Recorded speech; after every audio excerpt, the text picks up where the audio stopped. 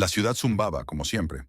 Los coches se agolpaban en el asfalto frente al estudio acristalado y las voces se esparcían en el aire primaveral como notas de una guitarra desafinada. Dentro, todo estaba comisariado y controlado, tal y como le gustaba a Sofía Delgado.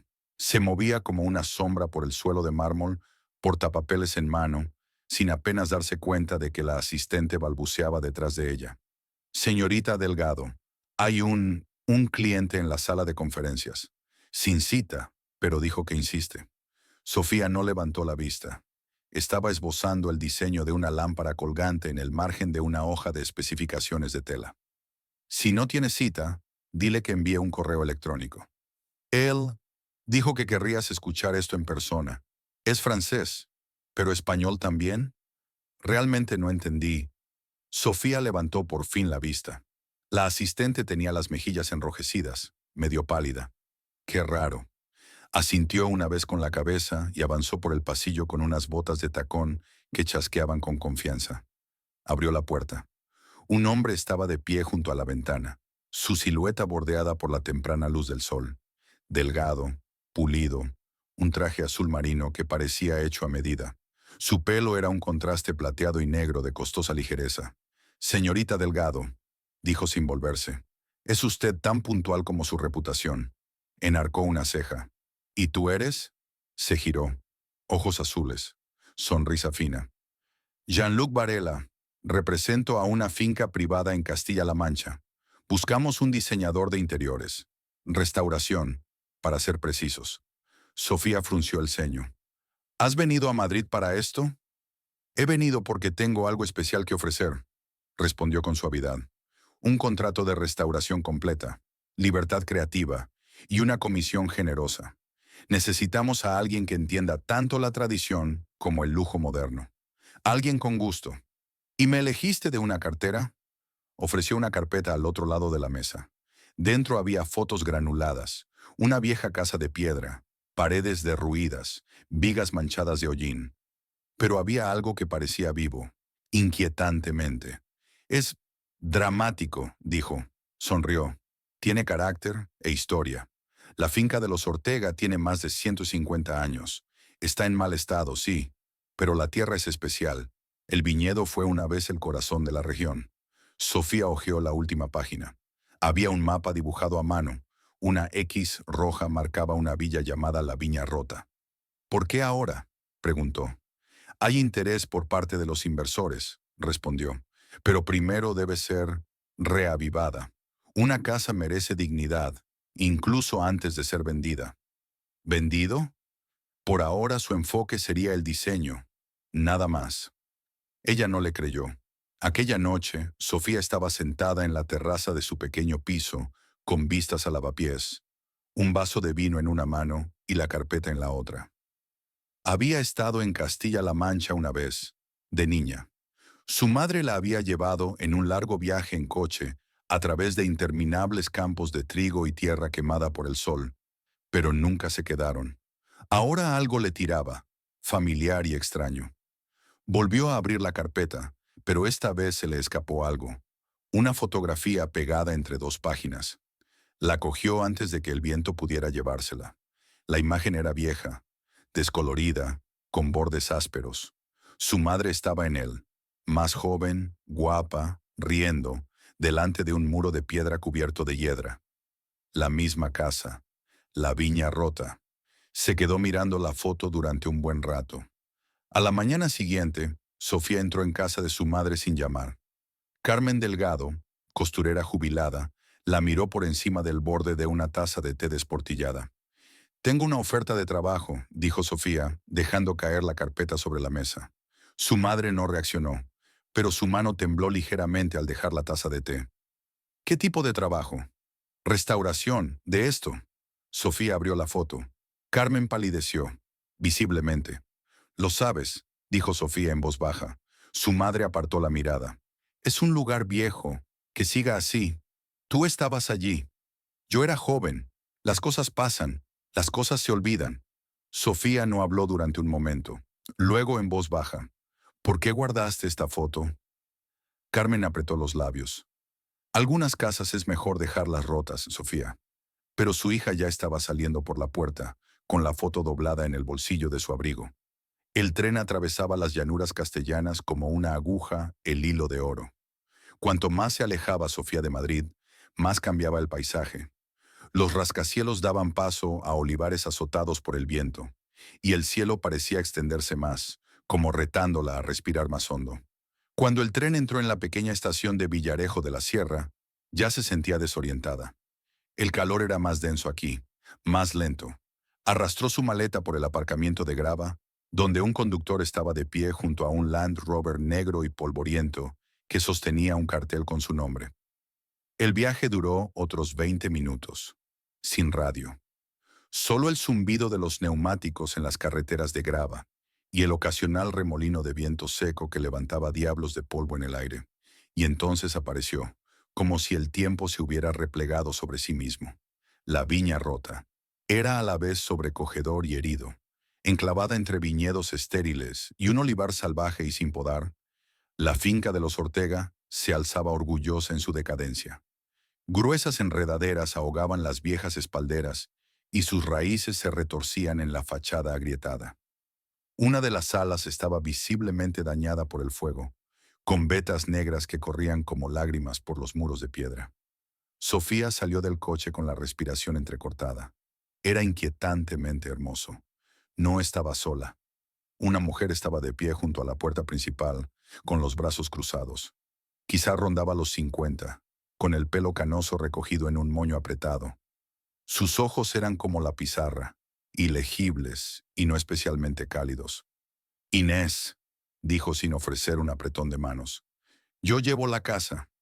Sofía extendió la mano de todos modos. Sofía Delgado, me quedaré unas semanas mientras evaluamos la restauración. Te quedarás en el ala este. Hay agua caliente, la mayoría de los días. No toques el ala oeste. ¿Por el fuego? Inés esbozó una sonrisa tensa. ¿Por qué lo digo yo? Encantador, pensó Sofía, siguiéndola dentro. El interior estaba peor de lo que esperaba. El polvo lo cubría todo. Algunas habitaciones no se habían abierto en años, pero debajo, los huesos de algo real. Pesadas vigas, columnas de mármol con bases cinceladas, herrajes antiguos. El alma del lugar estaba intacta. Tomó fotos, medidas. Sus dedos rozaron marcos de puertas de madera tallada, arrastrando décadas de hollín y silencio. Por la tarde, ya había cartografiado la mayor parte del interior. Lo que no había encontrado era al propietario.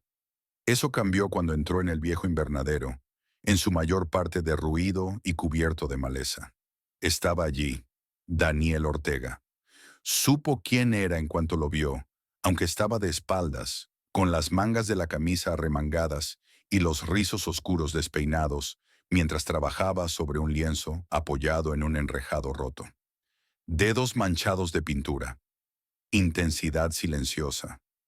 El hombre desprendía la clase de energía propia de quienes han perdido demasiado o han visto muy poca luz. Usted debe de ser el diseñador, dijo sin volverse. Y tú eres el fantasma de la viña. Eso me hizo reír. Seco, baja, se volvió hacia ella. Tenía los ojos oscuros y cansados, pero alerta, observando. No creo en fantasmas, dijo. ¿Entonces te escondes en una casa de cristales rotos con un cepillo por espada? No contestó enseguida. Entonces, me resulta más fácil que sonreír para los inversores. No soy un inversor. No, dijo, con los ojos clavados un segundo de más. Tú eres peor. ¿Te importa? Sofía se acercó. Me importa cuando un lugar como este aún respira, cuando no está más allá de lo salvable. Cogió un trapo y se limpió las manos. Entonces te decepcionará. Ya se ha ido. Esa noche dormir no fue fácil. El silencio aquí fuera era diferente, espeso, como terciopelo viejo. Sofía se envolvió en una manta y salió al balcón. La luna era una moneda de plata arrojada sobre un viñedo oscuro. A lo lejos, un búho llamaba. Miró hacia la casa. Una ventana brillaba débilmente. De Daniel. La llama de su interior parpadeaba. Solo en la oscuridad. A la mañana siguiente, caminó por el pueblo para comprar pan fresco. En la pequeña cafetería de la iglesia, dos mujeres mayores bebían cortados y cuchicheaban. ¿La has visto? esa chica de Madrid, trabajando para los Ortegas, pobrecita. Extraño lugar para ir después del incendio. He oído que no fue un accidente. Sofía se quedó helada. Dicen que empezó en la habitación de la madre, Elena. Algunos dicen que ella vio algo antes de morir y que intentó. Sofía se alejó antes de que se dieran cuenta de su presencia. Algo no iba bien, lo notaba en el suelo, en la forma en que la gente miraba por encima del hombro cuando decían el apellido. Esto no era solo un trabajo, era una historia ya medio escrita en ceniza y secreto, y ella acababa de meterse en medio. El invernadero estaba tranquilo, el aire impregnado de olor a hojas viejas y trementina. Sofía solía pasear por allí por las mañanas, antes de que apareciera Daniel. Era el único lugar de la finca donde no temía ser vista. La hiedra se arrastraba por los cristales rotos. El sol se colaba por los cristales rotos y una higuera había echado raíces en el rincón más alejado, como si estuviera decidida a sobrevivir donde nada lo había hecho. A la tercera mañana, encontró una caja. Estaba metida debajo de un banco volcado, cubierta de polvo y entreabierta. Dentro había cartas, flores prensadas, fotografías descoloridas en sepia y diarios. No quería entrometerse. Pero el nombre Elena Ortega estaba escrito en letra elegante y sinuosa en la portada del primer cuaderno, el mismo nombre tallado en la cruz de mármol tras las ruinas de la capilla. La madre de Daniel. Sofía se sentó en los escalones de piedra agrietada y lo abrió. 11 de octubre. Anoche volví a despertarme con humo. No había fuego, solo el olor. Nadie me cree, pero sé que no fue un sueño. 19 de octubre. Daniel oyó pasos en el pasillo oeste. Dice que vio a un hombre. ¿Pero a quién? ¿Quién estaría en esta casa tan tarde? Creo que lo sé, solo que no quiero decirlo en voz alta. Las páginas le temblaban en la mano. No eran los garabatos de una mujer ansiosa. Eran confesiones, advertencias, ecos. Se levantó demasiado deprisa y volcó la caja. Una fotografía salió volando. Daniel de niño, sentado en el regazo de su madre. Una tarta de cumpleaños con 7 velas.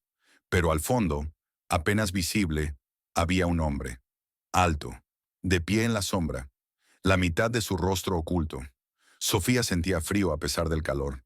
Más tarde, encontró a Daniel en la biblioteca, donde el polvo flotaba como la nieve en los claroscuros. Estaba dibujando, descalzo, tinta en sus dedos. He encontrado algo, dijo. No levantó la vista. En esta casa, eso podría significar cualquier cosa. En el invernadero, un diario. Eso llamó su atención. No deberías revisar sus cosas, dijo. Pero no era ira, era algo más profundo. Cansancio, dolor. Estaba asustada. Pensó que alguien se había colado en la casa antes del incendio. Escribió sobre ello. Lo sé, dijo en voz baja. Ella me lo dijo. Sofía parpadeó. ¿La crees? Lo hice. Era una niña. Los niños creen a sus madres, incluso cuando nadie más lo hace. Dejó el lápiz y finalmente la miró. Pero entonces se produjo el incendio, y todos decidieron que había sido un accidente, una lámpara vieja, un cableado defectuoso. Nadie lo cuestionó. ¿Lo hiciste? Sí, dijo, pero tenía 16 años, y ya era una decepción. El silencio apretaba. ¿Crees que alguien empezó?, preguntó. Daniel vaciló. Ya no lo sé. Solo sé que le quitó todo. Y todo de mí. Esa tarde Sofía exploró el ala oeste. Se dijo a sí misma que estaba inspeccionando la arquitectura. La verdad era que buscaba al fantasma. No el de las cadenas y los gemidos, sino el que respiraba tras las puertas cerradas y perduraba en el aroma del papel pintado chamuscado. El pasillo estaba intacto desde el incendio. Vigas carbonizadas, candelabros ennegrecidos, papel pintado descascarillado como la piel. En el otro extremo había una puerta ligeramente entreabierta. Ella entró. Era una sala de estar, o lo había sido. Las paredes estaban chamuscadas, pero un solo retrato sobrevivió a las llamas. Una mujer, pelo recogido, regia, triste. Elena Ortega. Debajo del marco, una frase había sido tallada en la piedra con una escritura en bucle. Lo que arde no siempre muere. Lo que arde no siempre muere. El aire se volvió más frío. Entonces lo oyó, un débil crujido detrás de ella. Se giró, sin aliento, pero no había nadie. Aún así, la sensación persistía.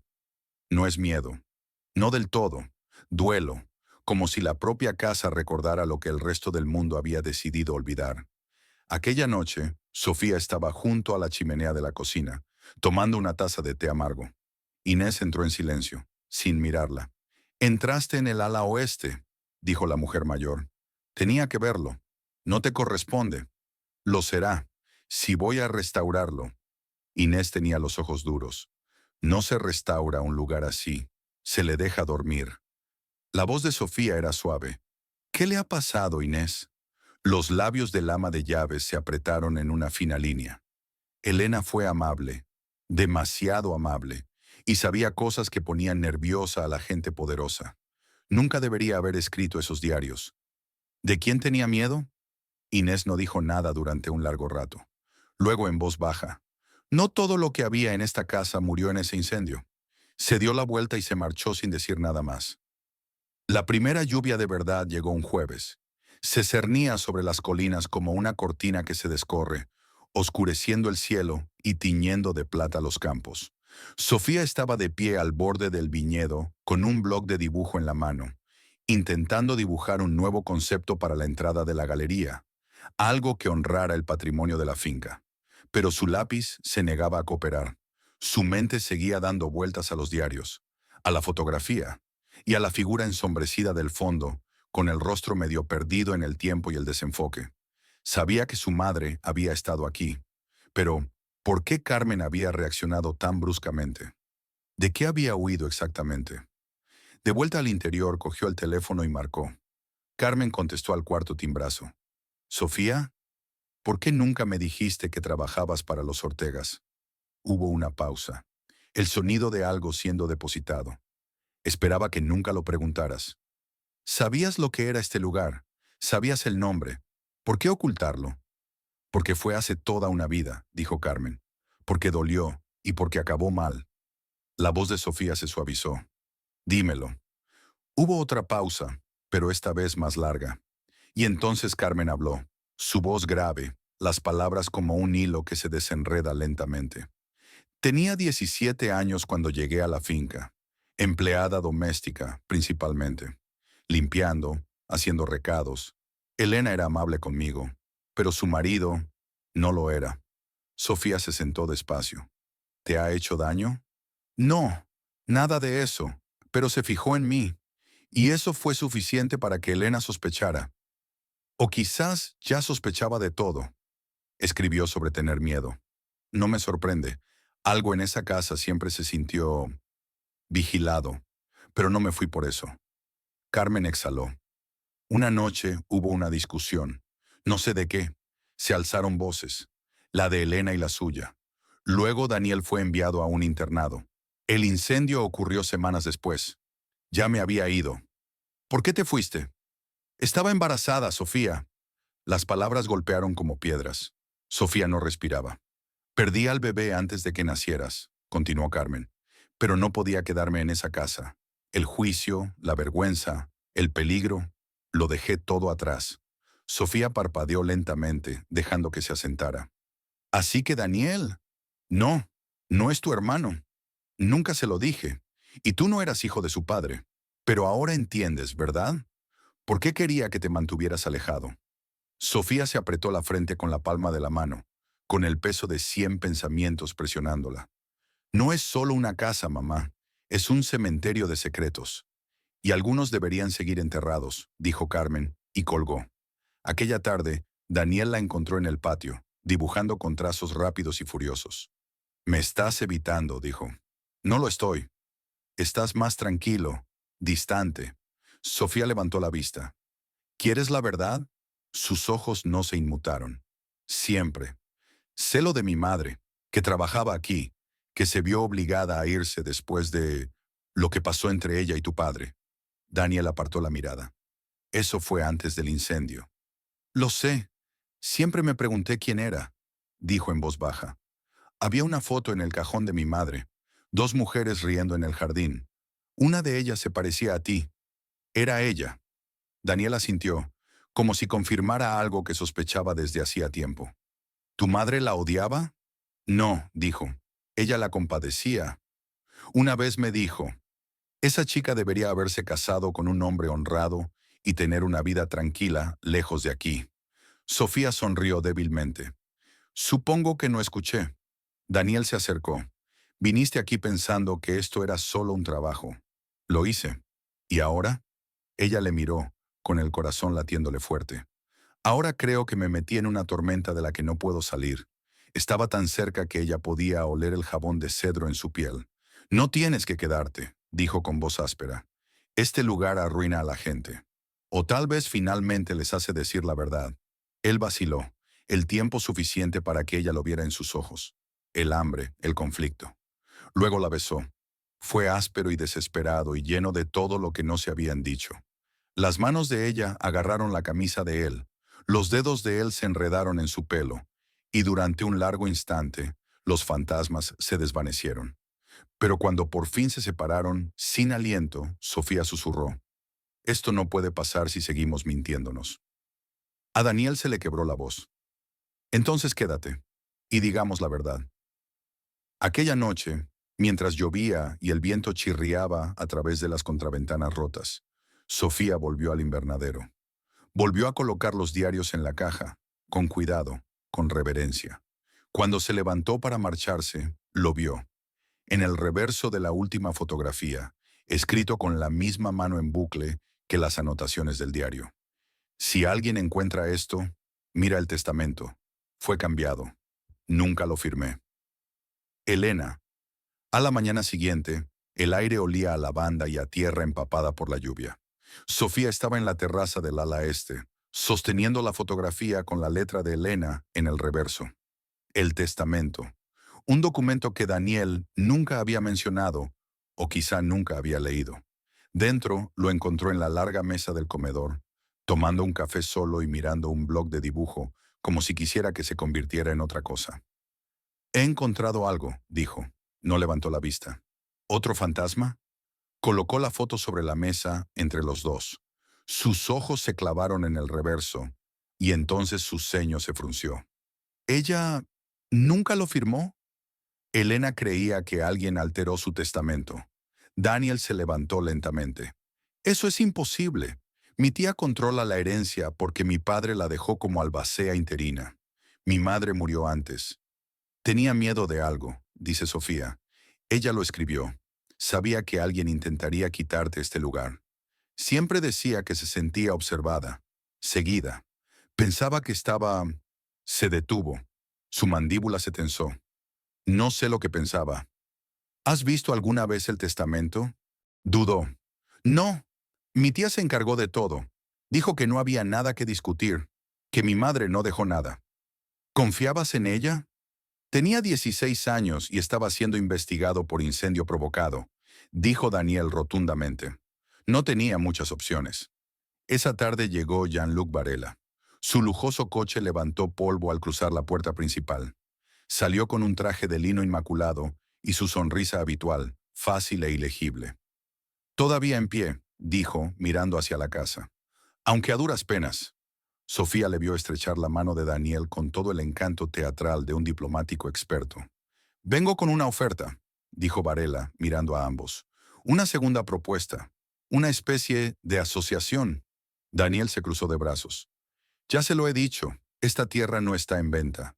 Lo sé, pero se podría alquilar, gestionado, monetizado. Sonrió a Sofía. Con el diseño adecuado, la casa podría convertirse en un hotel boutique. Catas de vino, residencias de arte, podrías volver a vivir de esta tierra. No, dijo Daniel con voz dura, no lo queremos esterilizado. ¿Nosotros? Repitió Varela. Sofía no contestó. Se limitó a mirar a Daniel y luego a Varela. ¿Qué hay para ti? La sonrisa de Varela vaciló durante un breve segundo. Me interesa el legado. Antaño, los Ortegas producían el mejor vino de la región. Quiero recuperar esa reputación. Para sacar provecho de ello, espetó Daniel. Para honrarlo, respondió Varela con calma. Piénsalo bien, no te estás haciendo más joven, y tu tía es... menos sentimental que tú. Aquella noche Sofía rebuscó en la sala de archivos de detrás de la biblioteca. Inés le había advertido que no lo hiciera, pero en cuanto encontró el viejo archivador sellado con cerraduras oxidadas, supo que estaba cerca.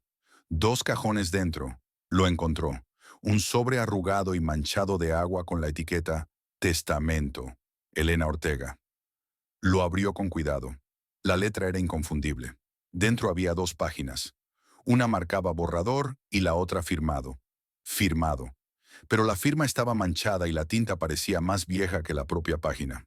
El borrador nombraba claramente a Daniel como único heredero, pero en la versión final figuraba Antonia Ortega, su tía, como administradora de la herencia, con derecho a revocarla en caso de incumplimiento de las condiciones acordadas.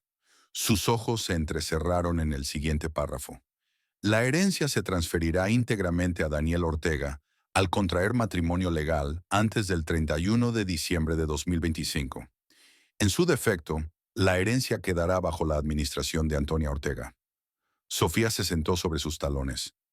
¿Una cláusula matrimonial? Se sentía mal. Más tarde, junto al fuego, se lo contó a Daniel. Ella lo condicionó. La herencia. Tienes que casarte antes de fin de año. Daniel no dijo nada. Se limitó a mirar las llamas como si pudieran darle una respuesta. Intentaba protegerte, añadió Sofía. Quería que tuvieras las tierras, pero debías saber que tu tía lo impugnaría. Daniel se rió amargamente. Así que se supone que debo ¿qué? ¿Proponerle matrimonio a la primera mujer que no huya gritando de este lugar? Sofía dudó. ¿Y si? Empezó, pero no pudo terminar. Daniel la miró. No, no te haré eso. Ni siquiera me dejaste decirlo. Sé lo que ibas a decir, y me casaría contigo mañana si fuera real. Su voz se quebró. Pero no te ataré a esta casa por desesperación. A Sofía se le hizo un nudo en la garganta. ¿Y si es real? Ninguno de los dos habló, porque esa era la posibilidad más aterradora de todas.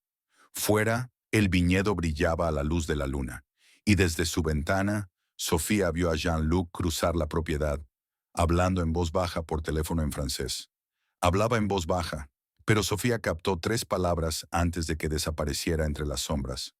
Ella ne sait rien. Ella no sabe nada. El tren llegó por la mañana, mucho antes de que el sol se elevara por encima de las colinas. Una espesa niebla se cernía sobre los olivos, suavizando los bordes de todo lo que tocaba. Daniel estaba en la puerta cuando llegó el coche. No se había afeitado y parecía que tampoco había dormido mucho. Cuando se abrió la puerta y salió Carmen Delgado, se quedó muy quieto. Era más pequeña de lo que Sofía había imaginado en este contexto, más frágil en cierto modo, pero sus ojos eran claros y agudos como siempre. Llevaba un pañuelo negro y un viejo bolso de piel que parecía haber sobrevivido a 3 décadas y a una docena de silenciosas batallas. Sofía se precipitó. «¡Mamá!». «Dije que no vendría», dijo Carmen con voz rígida. «Pero tienes una manera de arrastrar el pasado de vuelta de la suciedad». Daniel se acercó lentamente. «Trabajabas aquí», dijo. «¿Verdad?». Carmen le miró a los ojos. «Sí, antes de que tuvieras edad para recordar. Tu madre era amable. Tu padre, menos». Sofía se interpuso entre ellos. «Entra, por favor». El salón estaba más cálido que de costumbre. Inés había encendido la chimenea por cortesía, aunque sus ojos seguían a Carmen con cálculo cauteloso. Nadie habló hasta que el té estuvo listo y servido. Entonces Daniel rompió el silencio. «¿Sabías lo del incendio?». «Me fui antes de que ocurriera», dijo Carmen, «pero no me sorprendió cuando me enteré. Esa casa siempre se iba a comer viva». Sofía se inclinó hacia adelante. «¿Por qué no me hablaste de él, sobre tu estancia aquí?». Carmen apretó la mandíbula. «Porque me daba vergüenza. Era joven, y me permití creer que algo real podría crecer entre un hombre como tu padre y yo». Sofía parpadeó. «¿Mi padre?». La habitación se quedó inmóvil. «Ya te lo he dicho antes. Tú no eres su hijo», dijo Carmen con firmeza. «Perdí a ese bebé antes de que nacieras. No tienes nada de él en ti». Sofía cerró los ojos un momento. No sabía si de alivio o de pena. «¿Y Daniel?». Carmen se volvió lentamente hacia él. «Eras un niño muy dulce. Me seguías por la cocina como una sombra. Tu madre lo odiaba. Pensaba que yo distraía a tu padre. No se equivocó, ¿verdad? Daniel preguntó, su voz tranquila. No, dijo Carmen simplemente. No lo era. El silencio que siguió fue doloroso, pero no cruel. Más bien como el silencio que se produce después de abrir una herida. Después Carmen paseó sola por el viñedo. Daniel regresó al invernadero. Sofía se encontró de pie en las ruinas de la capilla, mirando fijamente los escalones de mármol chamuscados, donde una vez colgaron las fotos de boda de sus padres. Intentaba imaginárselo. ¿Cómo debió de ser para su madre, tan joven, tan lejos de casa, atrapada en algo demasiado grande y demasiado viejo? No oyó los pasos hasta que Jean-Luc apareció a su lado. Menuda reunión familiar, dijo con una sonrisa tensa. Has estado observando, dijo. Siempre observo. Es parte de lo que me convierte en un buen hombre de negocios. Sabías lo de mi madre, ¿verdad? Lo sospechaba. El parecido es asombroso. Se acercó un poco más. Eso hace que todo esto sea muy delicado. ¿Delicado? ¿Crees que puedes salvar este lugar, Sofía? ¿Arreglar lo que está roto con unas manos de pintura? Esta finca se está desangrando por dentro. El suelo se está muriendo. El agua está contaminada. No hay permisos de ampliación. No hay riego moderno. Está condenada. Ella le miró fijamente. ¿Por qué sigues aquí, entonces? A Jean-Luc se le borra la sonrisa. Porque hay valor en las cenizas, si sabes dónde buscar. Y luego se dio la vuelta y la dejó de pie entre las ruinas. Esa noche, Carmen se sentó junto al fuego en el ala este, con una manta alrededor de las rodillas. Me encantó esta casa una vez, dijo suavemente. No la gente, la sensación, la forma en que olía después de la lluvia, la forma en que la luz se movía a través de las enredaderas. Sofía escuchó sin interrumpir. Te mereces algo mejor que este sitio, añadió Carmen. Y mejor que él. Sofía se quedó mirando el fuego. ¿Crees que no lo sé? Entonces, ¿por qué sigues aquí? No lo sé, susurró ella. Tal vez porque una parte de mí quiere terminar lo que empezaste. Carmen asintió lentamente. Entonces no cometas el mismo error que yo. No ames a un hombre que ya está medio enterrado en el dolor de otra. Arriba, Daniel miraba el diario de su madre sobre el escritorio. Su mano se detuvo sobre la primera página. Lo que arde no siempre muere. Cerró el libro y empezó a escribir. El sobre era fino, oficial, blanco, sellado en una funda de plástico, con el nombre de Daniel escrito a máquina limpiamente en el anverso. Lo miró fijamente en la mesa del desayuno durante un minuto antes de cogerlo. Yo no pedí esto, dijo. Sofía le miró a los ojos. Lo hice. Daniel no habló. Sus dedos golpearon una vez el sobre y se detuvieron. ¿Crees que no soy quien digo ser? Creo que tu madre tenía miedo, dijo en voz baja. Lo suficiente como para ocultar la verdad. Tal vez incluso de ti. Fuera, las cigarras zumbaban bajo la cálida mañana. La finca dormía bajo el peso de los años, el polvo y un silencio obstinado. Abrió el sobre. Los resultados del ADN eran claros. El hombre que figuraba como padre legal de Daniel, Tomás Ortega, no coincidía biológicamente. Se quedó mirando el papel. Una vez, dos veces. Su garganta se movió, pero no le salieron palabras. No soy su hijo, dijo Daniel finalmente. Ni siquiera de sangre. Sofía se sentó frente a él. No cambia lo que eres. ¿No es así? Extendió la mano y la puso sobre la suya. No cambia lo que has vivido, lo que has amado, lo que has perdido. Daniel soltó una carcajada lenta y hueca. Lo cambia todo. Mi nombre, mi herencia, mi derecho a estar aquí. No, dijo Sofía. Solo significa que te mintieron y has estado luchando por una verdad que nunca supiste que tenías. Carmen estaba en el olivar cuando Sofía la encontró, arrodillada en el suelo seco, con las manos en la tierra como si pudiera excavar hacia atrás en la memoria. Daniel tiene los resultados de las pruebas. Carmen no levantó la vista. ¿Y? Tomás Ortega no era su padre. Carmen se quedó quieta. Creía que habías dicho que tu bebé había muerto, añadió Sofía en voz baja. Lo hizo. Entonces, ¿quién era el padre de Daniel? Carmen finalmente se puso de pie. Eso no lo sé, pero no fue Tomás. Eso Elena siempre lo sospechó. Sofía frunció el ceño. ¿Lo sabías? Sabía que tenía miedo de algo, y supe que una vez me dijo, en un susurro, como si las paredes escucharan, que Daniel no era su hijo. ¿Entonces de quién? Carmen negó con la cabeza. Elena nunca lo dijo, solo que había cometido un error, una traición, y que alguien se lo haría pagar. Esa noche, Daniel se enfrentó a su tía. Antonia Ortega vivía en el ala de invitados, rodeada de retratos descoloridos y el aroma de las gardenias. Se sirvió una copa de oporto cuando él entró. «Estás pálido, querido», dijo. «¿Es el calor?» Dejó caer los resultados de las pruebas sobre su regazo. No parpadeó. Solo dio un sorbo a su bebida. «Entonces, ya sabes». «¿Cuánto tiempo?» Antonia se echó hacia atrás. «Lo supe antes de que muriera tu madre. Me dijo en una de sus confesiones cargadas de culpa que no eras hijo de Tomás. Nunca dijo quién era el verdadero padre. Quizá ni ella misma lo sabía». La voz de Daniel bajó a una calma peligrosa.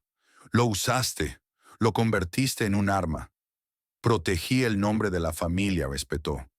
«Tu madre lo destruyó. Hice lo que tenía que hacer. Falsificaste su testamento». Antonia no lo negó. Iba a dar las tierras a un hijo bastardo. No podía permitirlo. «Me lo robaste todo». «No», dijo ella poniéndose en pie. «Nunca lo tuviste. Eras demasiado joven y estúpido para verlo». Daniel se dio la vuelta para marcharse. «¿A dónde irás?», le preguntó. «¿Con la chica diseñadora? ¿Crees que se quedará contigo ahora que sabe que no eres nadie?» No se dio la vuelta. «Creo que ella es la única que vio quién era yo en realidad». Esa noche, un coche se detuvo frente a la finca.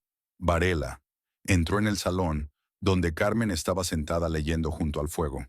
Levantó la vista, sobresaltada. «¿Qué haces aquí?» Jean-Luc cerró la puerta tras de sí. «Tenemos que hablar sobre algo que pasó hace 30 años. No hablo con hombres que aparecen sin invitación». Se refiere a su hija. Eso la hizo detenerse. «Conocí a Elena Ortega», dijo Jean-Luc. «Mejor de lo que crees. Una vez acudió a mí para pedir consejo sobre un niño que no era de su marido». Carmen se levantó. «Fuera». «Me dijo su nombre», continuó Jean-Luc imperturbable. «Me dijo que el niño había nacido por amor, pero que le costaría todo». «Estás mintiendo». Jean-Luc sonríe. «Yo nunca miento. Solo retraso la verdad». La mano de Carmen temblaba sobre el respaldo de la silla. «¿Por qué ahora?», preguntó. «Porque tu hija está a punto de heredar algo que no le pertenece, y quiero que tome la decisión correcta cuando llegue ese momento». La voz de Carmen se agudizó. «¿Y cuál es la opción correcta, según tú?» «Alejarse». Mientras tanto, Daniel permanecía bajo las estrellas, contemplando la silueta de la casa que había moldeado cada aliento de su vida. Pensó en su madre, de sus secretos, del fuego, y por primera vez se permitió llorar. No por debilidad, sino por liberación. La sangre puede haber mentido, pero el dolor siempre había sido real. El olivar que había detrás de la finca siempre había sido un lugar tranquilo, pero aquella tarde parecía casi sagrado. Hileras de viejos árboles se extendían bajo una luz dorada que se desvanecía, con sus troncos retorcidos como manos curtidas y sus hojas susurrando secretos al viento. Sofía caminaba sola por la arboleda, con las revelaciones del día pesándole en el pecho. Su madre había guardado silencio tras la visita de Varela, encerrándose en su habitación de invitados con las cortinas echadas. Sofía había llamado a la puerta una vez. No contestó. No había vuelto a intentarlo.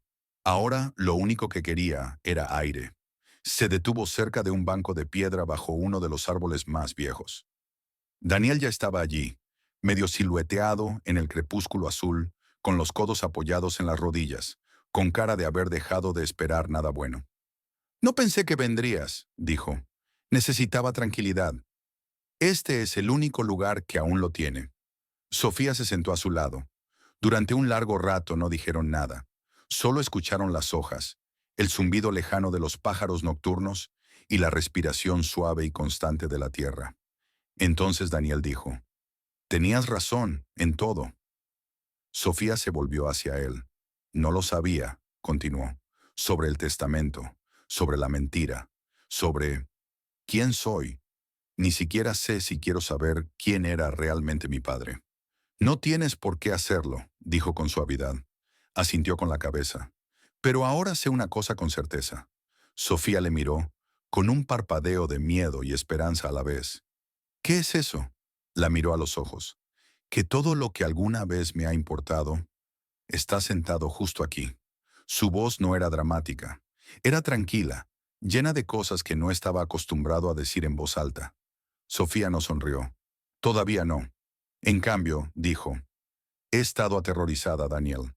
No solo de este lugar, sino de convertirme en parte de él, de ser arrastrada al mismo ciclo de mentiras y silencio. No dejaré que suceda. No puedes prometer eso. No, admitió. Pero puedo decirte que quiero luchar. Contigo. Le buscó en la cara. ¿Y si te digo algo que no esperas? Yo escucharía. Exhaló, metió la mano en el abrigo y sacó un papel doblado. Los resultados de las pruebas. Vi el nombre de la clínica. Volví. También me hice una prueba. Daniel levantó las cejas. ¿Por qué? Quería estar segura. Necesitaba saber que no estábamos unidos por una retorcida línea de sangre. Que esto no era el destino jugando sus trucos habituales. Cogió el papel y lo abrió. Y entonces, por fin, sonrió. No está relacionado. No, susurró ella. No por sangre, solo por elección. Se inclinó hacia adelante, le besó la frente y le susurró en el pelo. Entonces te elijo a ti. Aquella noche, en la tranquilidad de su habitación, Sofía contempló cómo la luz de la luna se deslizaba por el suelo como leche derramada. Sabía que la viña seguía rota. El testamento sigue forjado, los secretos aún enterrados. Pero en medio de todo, algo había cambiado. No el lugar, sino la gente. Daniel no era quien ella pensaba que era, y puede que ella tampoco. A la mañana siguiente, Carmen estaba sentada a la mesa de la cocina, con la taza de té intacta. Parecía más delgada, más pequeña. Estaba equivocada, dijo sin levantar la vista. Sobre muchas cosas, pero sobre todo en ti. Sofía acercó una silla. Mamá, pensé que te estaba protegiendo, del dolor, de la vergüenza que cargaba. Se encontró con los ojos de su hija. Pero ahora lo veo. Solo me protegía a mí misma. Sofía cruzó la mesa y le cogió la mano. Ya no tienes que huir. Lo sé. Carmen hizo una pausa. Y hay algo que tengo que decirte. Sobre Jean-Luc. Sofía parpadeó. ¿Qué pasa con él? Estuvo aquí hace años, antes del incendio. Era íntimo de Elena, más cerca de lo que me di cuenta en ese momento. Y no estaba solo de visita. Estaba involucrado con la tierra, con sus registros. Sabía cómo manipularlos. ¿Crees que ayudó a reescribir el testamento? Carmen asintió lentamente. Y si lo hizo, entonces tiene algo que perder ahora que has descubierto la verdad. Aquella tarde, Sofía estaba junto a Daniel en el porche, contemplando el viñedo bañado por una luz dorada. Las hojas brillaban, la tierra olía a vida. Por primera vez desde su llegada, la casa ya no parecía encantada. Parecía un lugar aún capaz de convertirse en algo más. La cena fue fastuosa, como solo Jean-Luc podía organizarla. Un despliegue de riqueza e indulgencia, cuidadosamente seleccionada. El gran comedor se había transformado. La pesada mesa de madera estaba cubierta de fina mantelería blanca. La cristalería reflejaba la titilante luz de las velas, y las fuentes de plata estaban repletas de alimentos que parecían demasiado hermosos para comerlos. Todo era por el espectáculo, pero nadie se dejó engañar, ni siquiera los invitados que lucían educadas sonrisas y susurraban conversaciones detrás de copas de vino que brillaban con la escasa luz. Todos los Ortega estaban presentes, incluso Antonia, tan pulcra como siempre, aunque con ojos fríos y calculadores. Y allí estaba Sofía, observando el desarrollo de la escena, con una extraña sensación de temor flotando en el aire. Sofía estaba junto a Daniel, que parecía cada vez más tenso a medida que avanzaba la cena. Apenas había hablado con nadie, con la mirada fija en su tía, sentada en el extremo opuesto de la mesa. Su madre Carmen también estaba callada, aunque sus ojos eran penetrantes, como si esperara que algo se revelara. Jean-Luc, por supuesto, estaba en su elemento, haciendo la ronda, sirviendo vino y ofreciendo falsos cumplidos. Debes de estar orgulloso de tu restauración, Daniel, dice Jean-Luc, sonriendo ampliamente mientras se acerca a su rincón de la mesa. Sigo sin estar convencido de que merezca la pena salvarlo, murmuró Daniel, con voz grave. Ni siquiera había mirado a Jean-Luc. Oh, pero lo es. Jean-Luc se inclinó, bajando la voz para que solo Daniel pudiera oír. La tierra tiene valor, Daniel. Aunque te niegues a verlo, estás sentado sobre una fortuna que ni siquiera has empezado a comprender. ¿Crees que no lo sé? Los ojos de Daniel se oscurecieron. Pero no se trata solo del dinero.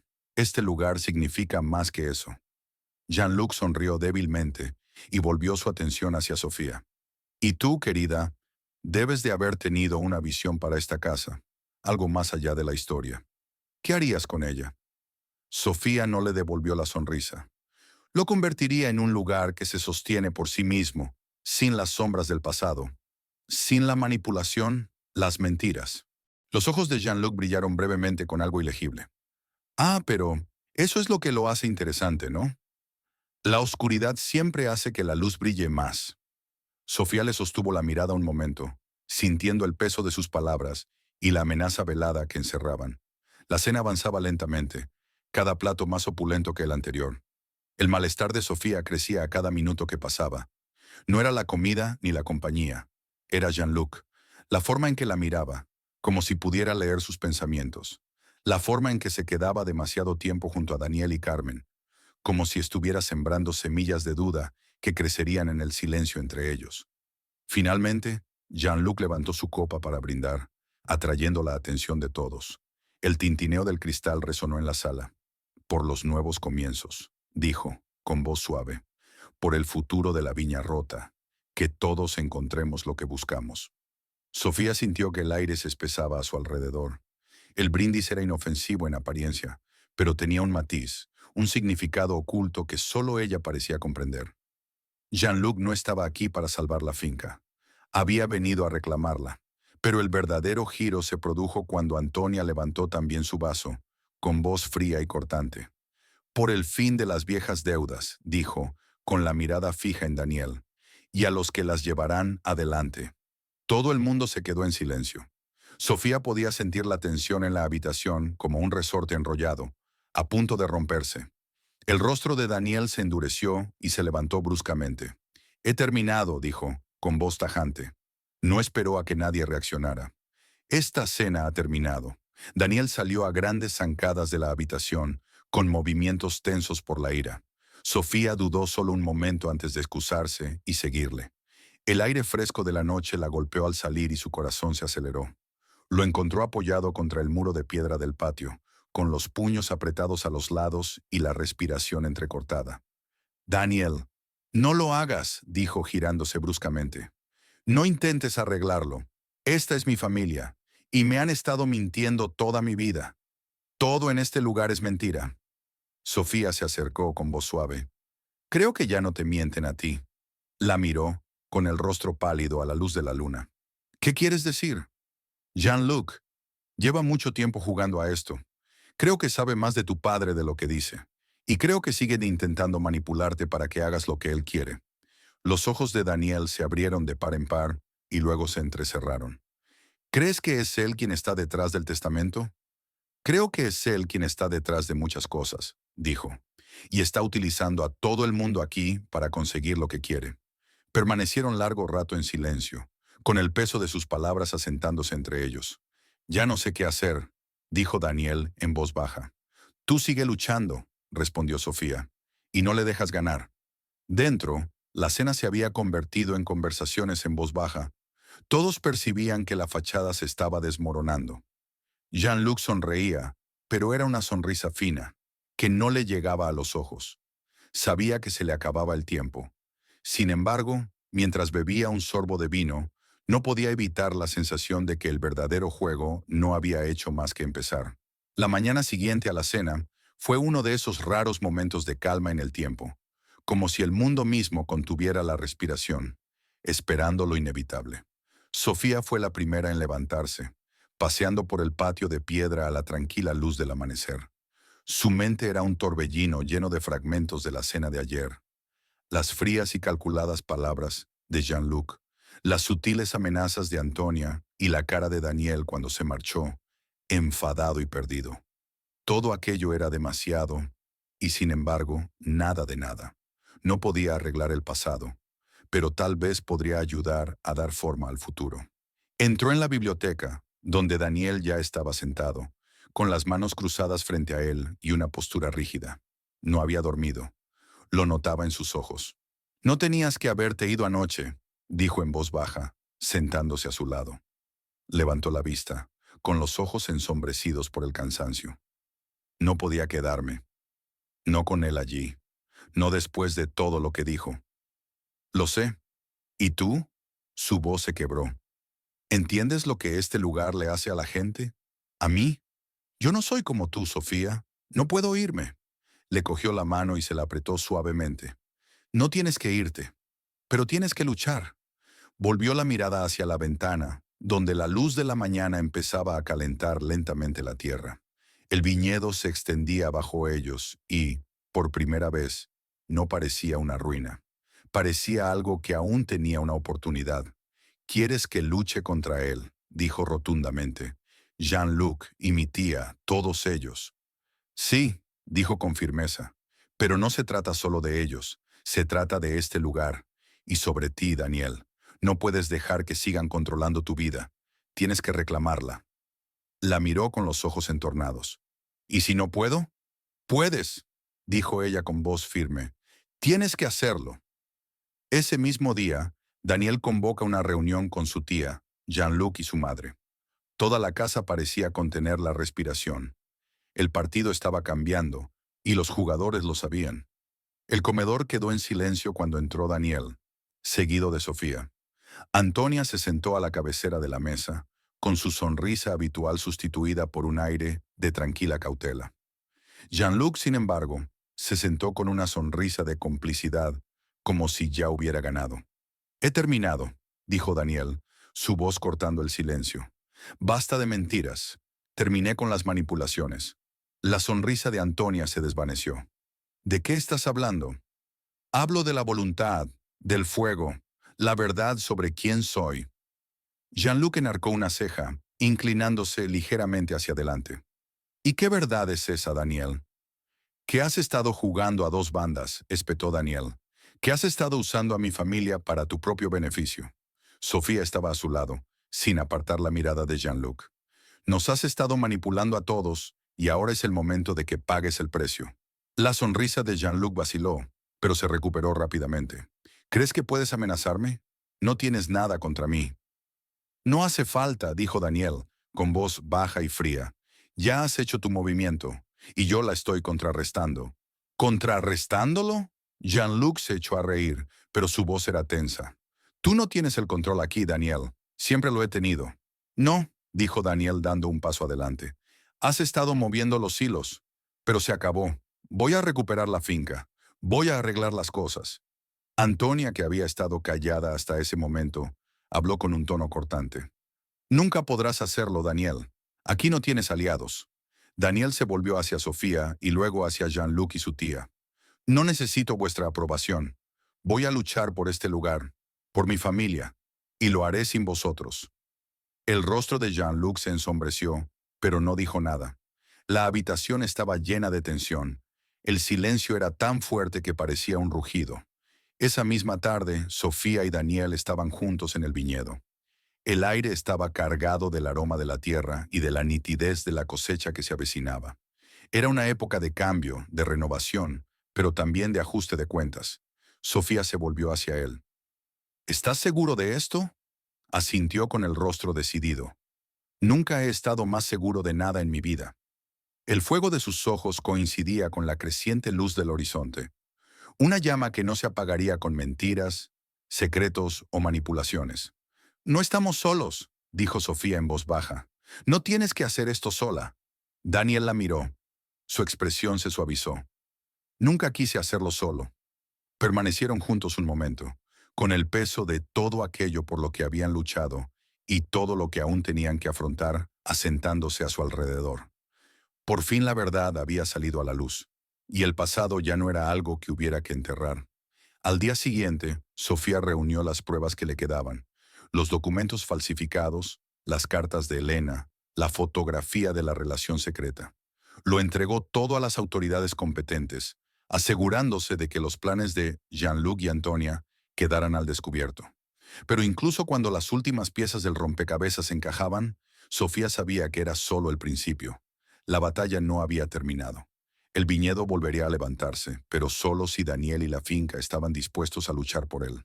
Cuando el sol se puso sobre el viñedo, Daniel se quedó solo en el campo. El fuego del día había empezado a desvanecerse, pero aún había calor en el aire. Comenzaba una nueva estación, la de la verdad, la redención y un futuro construido sobre los cimientos de la honestidad. Y por primera vez sintió que tenía una oportunidad. La finca se había convertido en un campo de batalla, pero ya no era solo la tierra lo que se disputaba. Era la historia, la familia. Las mentiras habían ardido en la casa como un reguero de pólvora, y ahora era el momento de afrontar las consecuencias. Sofía estaba de pie junto a Daniel en el gran salón de la Viña Rota, con la luz del sol entrando por las altas ventanas, proyectando largas sombras sobre los fríos suelos de mármol. Se le aceleró el corazón, pero ya no tenía miedo. No de la finca, ni de Jean-Luc, ni de la verdad. Detrás de ellos, la puerta de la biblioteca crujió al abrirse. Antonia entró con el rostro duro como la piedra y los ojos entrecerrados. Jean-Luc estaba justo detrás de ella, con una sonrisa tensa, como una máscara que se esforzaba por mantener. «Supongo que ha venido para el acto final», dijo Jean-Luc, con voz suave pero teñida de nerviosismo. «En realidad, hemos venido a por todas», dijo Daniel con firmeza, más alto de lo que Sofía le había visto nunca. Su postura era orgullosa, la del hombre que por fin había abrazado la verdad de quién era. «Me cansé de esconderme detrás de tus mentiras», continuó Daniel. «Esto termina hoy». Antonia se burló, pero había una pizca de miedo detrás de su bravuconería. «No sabes lo que haces, Daniel. No tienes el poder». «Te equivocas», dijo Daniel, con voz firme. «Me equivoco». Sofía se adelantó, su presencia tranquila pero inflexible.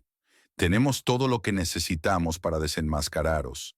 El testamento falsificado, las reclamaciones falsas, su manipulación de la finca y su historia». El rostro de Jean-Luc se transformó en un destello de pánico. «¿Crees que puedes atraparme con unos documentos insignificantes? ¿Crees que la ley se pondrá de tu parte?» «No cuento con la ley», dijo Sofía, con voz firme. «Cuento con la verdad». Daniel se volvió hacia ella y una pequeña pero genuina sonrisa rompió la tensión. «Tienes razón. La verdad lo es todo». Jean-Luc y Antonia intercambiaron una mirada. Ambos sabían que estaban perdiendo el control. Jean-Luc dio un paso adelante, con los ojos afilados. «No vas a ganar, Daniel. Esto es solo un juego para ti, ¿no? Un pequeño juego con tu bonito diseñador. Crees que lo has descubierto todo, pero no es así». Sofía sintió el peso de sus palabras, pero no se inmutó. «No necesito averiguarlo todo. Ya sé lo suficiente». Un pesado silencio llenó la habitación, extendiéndose entre ellos como una nube de tormenta, a punto de estallar. Entonces, de repente, Daniel echó mano al cajón del escritorio. Sus dedos temblaron ligeramente, pero cuando abrió el cajón, no dudó. Dentro estaba la última copia del testamento, la que había sido alterada, falsificada y enterrada. Lo levantó, con los ojos oscuros pero llenos de determinación.